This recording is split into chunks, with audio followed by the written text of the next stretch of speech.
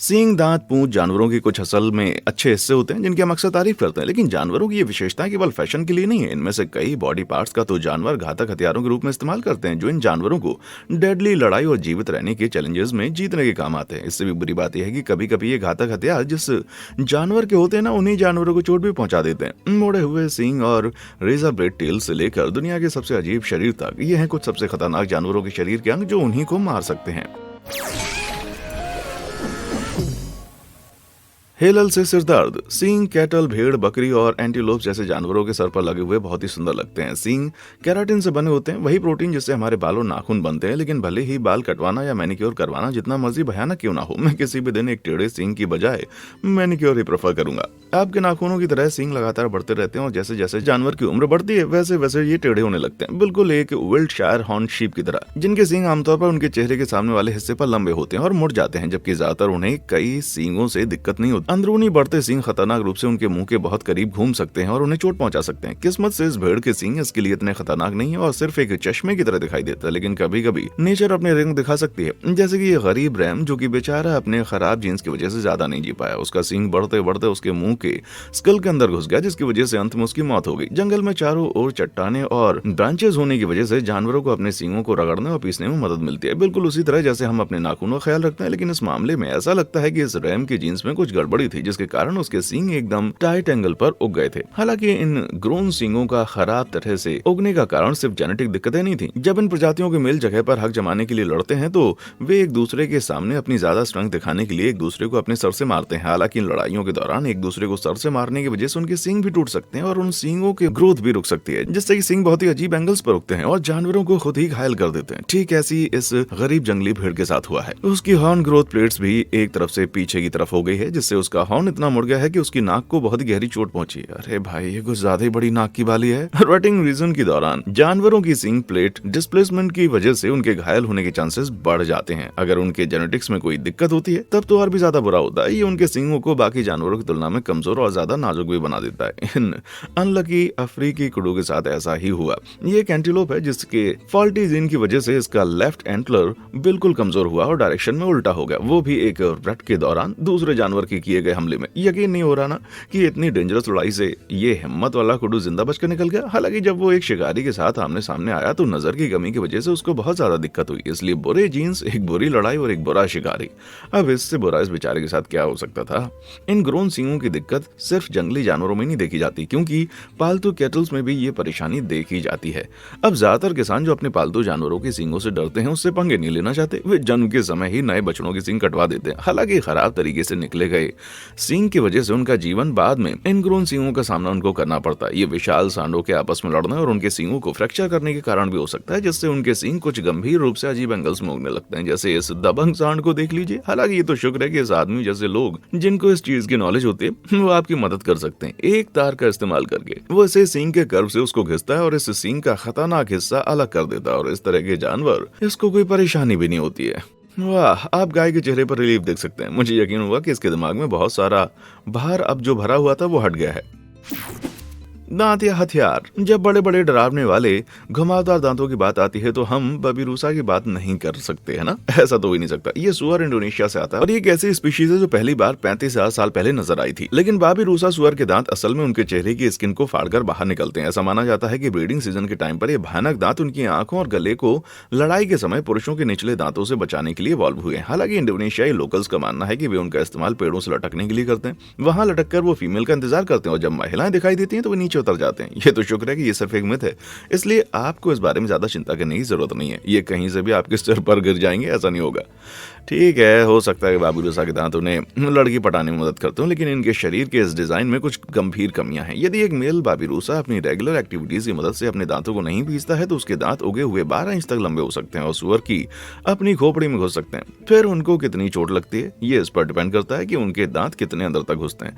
ये सुअर को अंधा कर सकते हैं या इससे भी बदतर उन्हें मार सकते हैं। मतलब इतनी सारी लड़कियों को पटाने के बाद आप खुद ही मर जाओ तो क्या ही फायदा होगा। ये बड़ी दुख वाली बात है। ठीक है, आपकी राय में ज्यादा बुरा क्या होगा, अपने ही सींगों से घायल होना या अपने ही दांतों से जान गंवा देना। हॉर्न के लिए उस लाइक बटन को दबाएं और दांतों के लिए उस सब्सक्राइब बटन को दबाएं। सब कर दिया, बढ़िया। चलिए अब आगे बढ़ते हैं।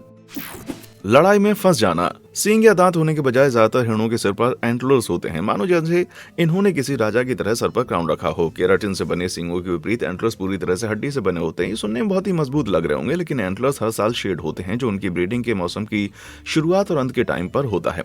डेवलप हो रहे एंटलर्स एक protective blood vessel rich skin से ढके होते हैं, जिसे वेलवेट के रूप में जाना जाता है। लेकिन एक बार जब नीचे का एंटलर पूरी तरह से डेवलप हो जाता है तो हिरन इस वेलवेट को शेड करने लगता है, जो देखने में काफी भद्दा होता है। ऐसा लगता है कि यहाँ जानवर किसी हैलोवीन पार्टी में जा रहा है, लेकिन इस हिरन को वेलवेट के शेड होने से कोई नुकसान नहीं होता। वास्तव में वे इसे एक स्वादिष्ट नाश्ते के रूप में खाते हैं। मान लीजिए जैसे आप अपने खरनेडो को खा रहे हो। एक बार जब वेलवेट शेड हो जाती है और सिंग पूरी तरह से डेवलप हो जाता है तो मेल हिरन, जिन्हें स्टैग कहा जाता है, उन्हें भयंकर लड़ाइयों में टेस्ट करते हैं, जहां वो दूसरे जानवरों से डोमिनेंस के लिए लगते हैं। लड़ाई रट के दौरान हिरन मुश्किल से खाना खाता है या सोता है और लगातार हो रही लड़ाई के चलते अपने शरीर के वजन का 1/3 तक खो सकता है। आम चोटें जिनका ये शिकार अक्सर होते रहते हैं वो पंक्चर, वुंड्स, फूटी हुई आंखें, पैर टूटना, टूटे हुए एंटलर्स, इसकी वजह से दिमाग में चोटें। हाँ, इससे भी बदतर हिरन के एंटलर्स एक साथ अटैक कर सकते हैं, जिसका अर्थ है कि वे हमेशा के लिए अपने सबसे बुरे दुश्मन के साथ फंस जाते हैं। बहुत बुरे केसेस में एक हिरन अपने दुश्मन का सिर उखाड़ सकता है। ये कुछ ज्यादा ही बुरा है। जबकि एंटलर्स से लड़ना खतरनाक है, उग रहे एंटलर्स भी उतने ही खतरनाक साबित होते हैं। कुछ गंभीर एबनॉर्मलिटीज के कारण वे इस तरह से काबू से बाहर हो जाते हैं। जेनेटिक फैक्टर्स की एक चेन की वजह से ऐसा देखा गया है कि इस जवान हिरन के एंटलर्स राक्षसी रूप से बड़े हो गए, लेकिन इस आकार में वो मुश्किल से अपना सिर हिला सकता है और ये बेचारा बार बार अपना बैलेंस खो देता है। लेकिन ये सबसे बुरी चीज नहीं है जो उनके साथ हो सकती है। बढ़ते एंटलर्स में भरपूर खून सप्लाई होता है, लेकिन अगर इसके डेवलपमेंट के दौरान इसके सॉफ्ट बोन टिश्यूज को नुकसान पहुंचता है तो ये ब्लड बैग का कारण बन सकता है। ये वो जगह है जहां फटी हुई आर्टरीज वेलवेट केसिंग के अंदर खून इकट्ठा करती है, जैसे इस गरीब हिरण के साथ हुआ। मैं उस बैग के आसपास भी नहीं रहना चाहता। अन्य मामलों में हिरण में अजीब जीन्स होते हैं जिससे परेशानियां पैदा हो सकती हैं, जैसे कि ड्रॉप जीन्स, ऐसी कंडीशन जिनमें एंटलर्स नीचे की ओर उगने लगते हैं या यहाँ तक कि उल्टे भी हो जाते हैं। ये रटिंग सीजन के दौरान गंभीर समस्या पैदा कर सकता है और सबसे ज्यादा तब हिरण अपने ही एंटलर्स की वजह से अपनी जान गंवा देते हैं। हालांकि जेनेटिक्स ड्रॉप जीन्स का अकेला ऐसा उदाहरण नहीं है, क्योंकि रटिंग सीजन के दौरान हिरणों को लगने वाली चोटें नसों को नुकसान पहुंचा सकती हैं, जिसकी वजह से फ्यूचर में उगने वाले एंटलर्स को नुकसान भी पहुंच सकता है।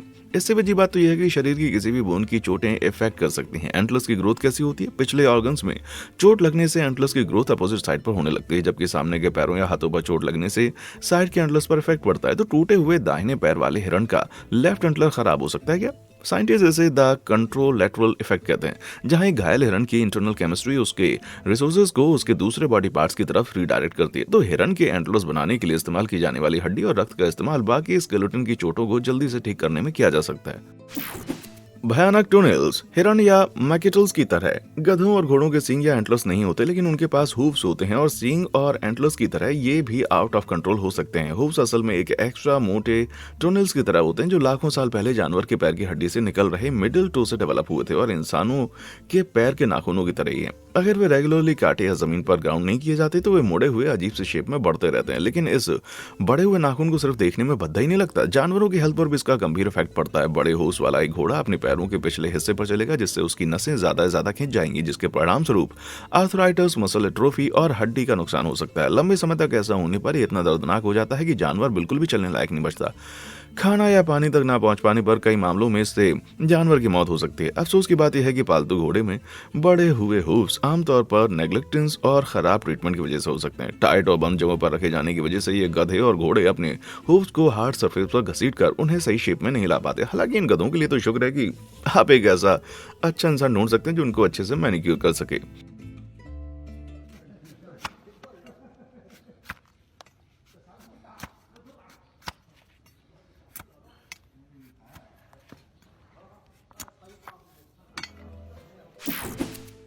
कामिकेज चींटियां।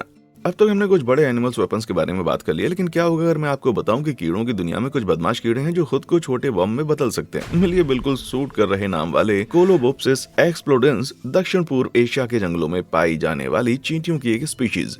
बाकी चींटियों की स्पीशीज की तरह कोलोबोप्सिस एक्सप्लोडेंस चींटियां कॉलोनियों को वर्कर एंटलर्स द्वारा चलाया जाता है, जो खाना ढूंढते हैं और घोंसला बनाए रखने में मदद करते हैं। लेकिन अगर कॉलोनी पर कभी भी राइवल चींटियों का हमला होता है तो ये मेहनती चींटियां अपना बलिदान दे देती हैं और अपने दुश्मनों को विस्फोटक हमला करके अपने साथ जान से मार देती हैं। मतलब कि बहुत बड़े जहर से भरे ग्लैंड्स चींटी के शरीर में फैले होते हैं, इसलिए जब लड़ाई बदतर हो जाती है तो वर्कर चींटी अपने पेट की मांसपेशियों को बहुत ज्यादा सिकोड़ लेते हैं, जिससे ये ग्लैंड्स फट जाते हैं। दुश्मन चींटियां लगभग तुरंत मर जाती हैं, लेकिन इसका ये बलिदान व्यर्थ नहीं होता। उनका कंस्ट्रक्शन सभी दिशाओं में एक चिपचिपा सिकरी सहन फैलाता है और चींटियों के दुश्मनों को उसके अंदर ट्रैप कर लेता है। और डरावनी बात यह है कि ये कोरेसिव केमिकल ग्लू एक इरिटेंट के रूप में काम करता है, आसपास के सभी कीड़ों को पकड़ लेता है और उनका चलना फिरना मुश्किल कर देता है। जाहिर तौर पर ये गाढ़ा ग्लू जैसा केमिकल करी की तरह स्मेल करता है, लेकिन पागलों की तरह। अब ये मत सोचिएगा कि ये चावल के साथ खाने में अच्छा होगा, क्योंकि ये बिल्कुल भी खाने लायक नहीं है। ये किसी भी भविष्य में आने वाले शिकारियों को कॉलोनी पर फिर से हमला करने की कोशिश से रोकता है, जिससे जंगल में बाकी कीड़ों को पता चल जाता है कि इन बदमाश चींटियों के साथ खिलवाड़ नहीं किया जा सकता। हैरानी की बात यह है कि वियतनाम में पाई जाने वाली दीमक की भी एक स्पीशीज द्वारा किया जाने वाला एक कैमकेज मेथड भी है। ग्लोबिटर्मिस सल्फ्यूरस। इन दीमक कॉलोनीज में 5 से 10% सोल्जर दीमकों की बानी होती है, जिनके शरीर में दोनों ओर जहर भरे हुए ग्लैंड्स अटैच होते हैं। जब दीमक कॉलोनीज पर हमला करते हैं तो ये सैनिक दीमक इकट्ठे हो जाते हैं और हमला करने वालों से लड़ते हैं, लेकिन उनकी सेफ्टी का आखिरी हथियार ही उनकी जान का सबसे बड़ा दुश्मन होता है। ये दीमक तेजी से अपनी जॉब की मांसपेशियों को कॉन्ट्रैक्ट कर सकते हैं, जिससे वो उनके पॉइजन सैक ग्लैंड्स की दीवारों को कॉन्ट्रैक्ट कर सकते हैं और उनके हमलावर दुश्मनों पर एक मोटा येलो चिपचिपा लिक्विड छिड़क देते हैं। ये लिक्विड हवा के कॉन्टैक्ट में आकर बहुत जल्दी हार्ड हो जाता है, बिल्कुल सीमेंट की तरह, और ये चींटियों बाकी दुश्मन दीमकों को बहुत बुरी तरीके से मौत मरने पर मजबूर कर देता है। वाह, कौन जानता था कि इस इतने छोटे लेवल पर होने वाली मौत भी इतनी ज्यादा डेंजरस हो सकती है।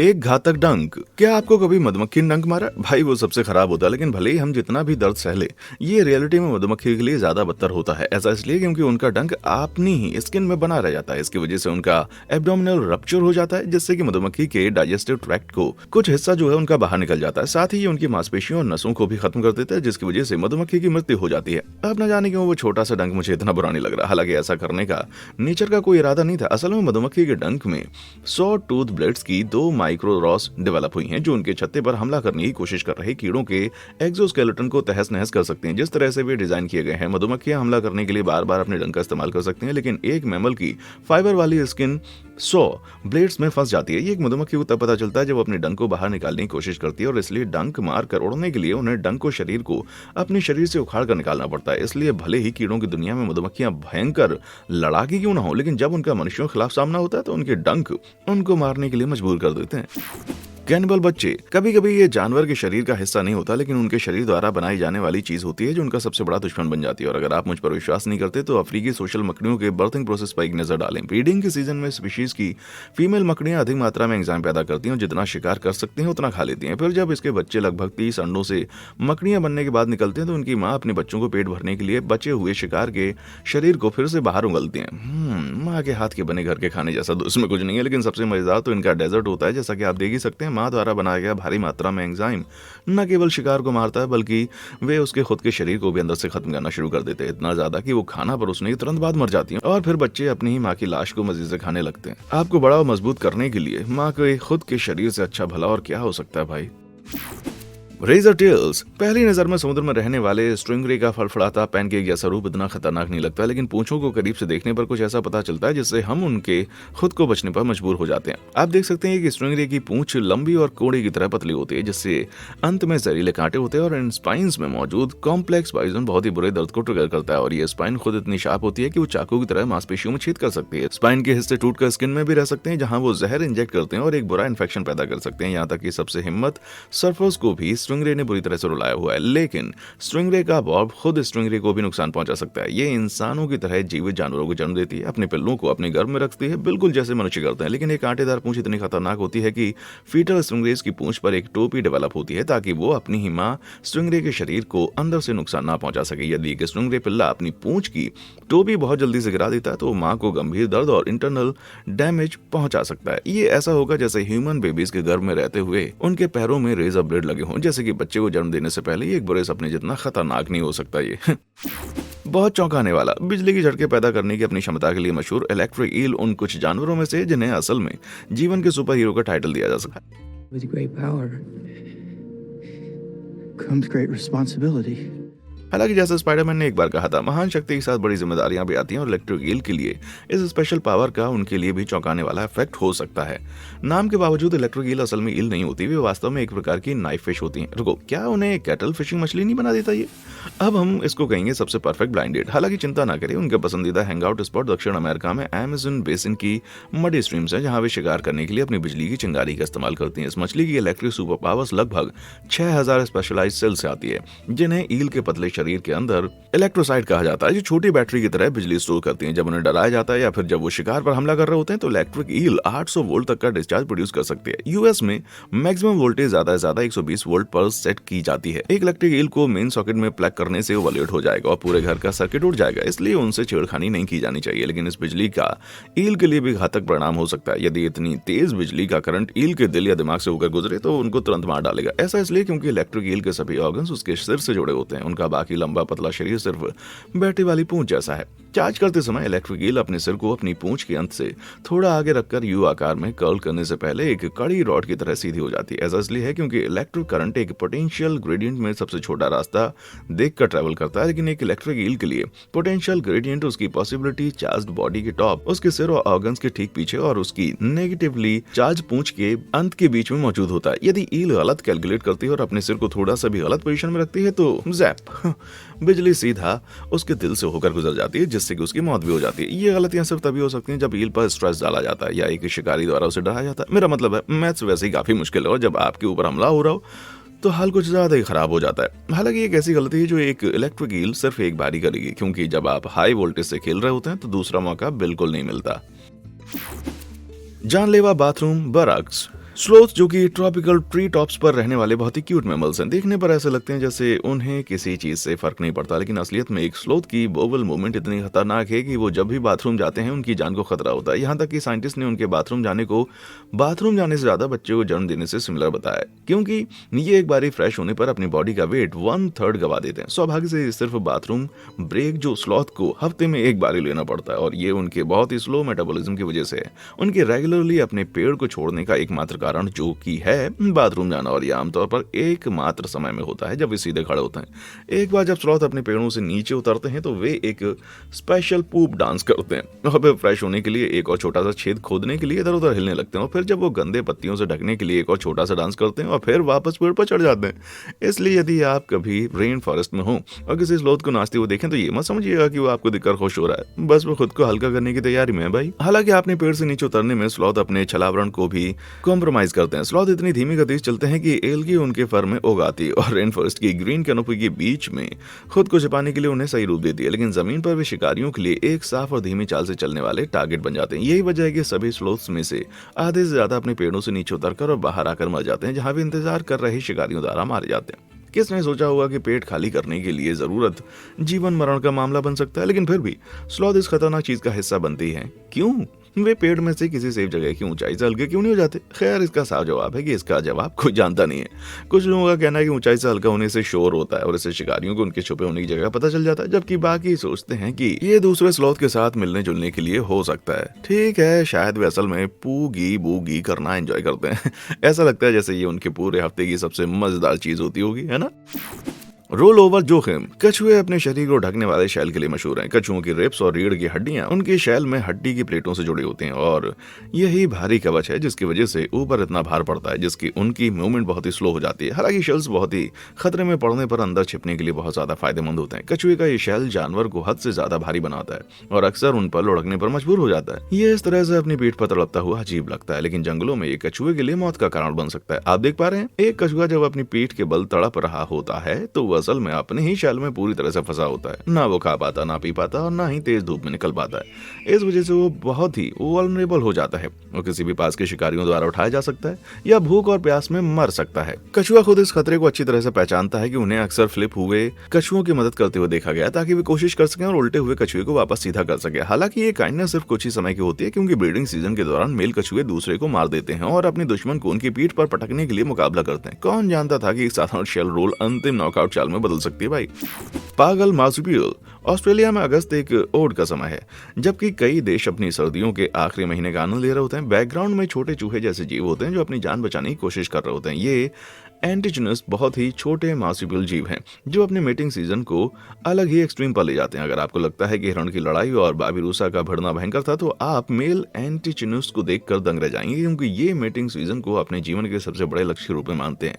टेस्टोस्टेरोन और स्ट्रेस हार्मोन से भरा हुआ ये प्यारा मार्supial पूरी तरह से गंजा हो जाएगा और इसके अंदर से खून बहना शुरू हो जाएगा। इसका इम्यून सिस्टम आने वाले इन्फेक्शन से लड़ने में फेल हो जाता है, जिससे वो गैंग्रीन का शिकार हो जाता है और उसकी सारी एनर्जी महिलाओं को ढूंढने में निकल जाती है। ये हुई ना बात। ये छोटे मार्supial मीटिंग के लिए पागल हो जाते हैं और 14 घंटे तक चलने वाले मीटिंग सेशन का हिस्सा हो सकते हैं। वाह। इस 3 हफ्ते के प्रोसेस के अंत में ये छोटे जीव ज़ॉम्बीज की तरह मंडराते हुए पाए जाएंगे। फर्क बस ये होता है कि दिमाग के लिए तड़पने के बजाय ये लड़कियों के लिए तड़पते हुए पाए जाएंगे। अपने पहले जन्मदिन से पहले ही इन पागलों वाले ब्रीडिंग सीजन के कारण ये मेल थकावट से मर जाते हैं। एक अकेला मेल कई बच्चों को जन्म दे सकता है और फीमेल एक सीजन में 10 बच्चों को जन्म दे सकती है। ठीक है, कम से कम वे धमाके के साथ तो मरते हैं। आपको कौन से शरीर के अंग सबसे खतरनाक लगे और कौन सा आप अपने शरीर पर बिल्कुल पाना पसंद नहीं करेंगे? मुझे नीचे कमेंट सेक्शन में आकर बताएं। और देखने के लिए शुक्रिया।